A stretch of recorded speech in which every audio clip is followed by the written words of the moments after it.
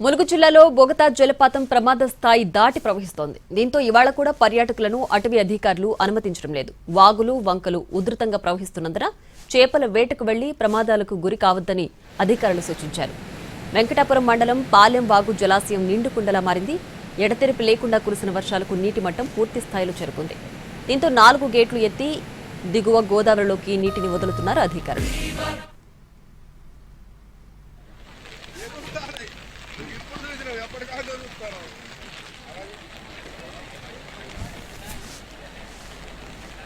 ఏ అన్న ఏంది ఏ ఏ ఏ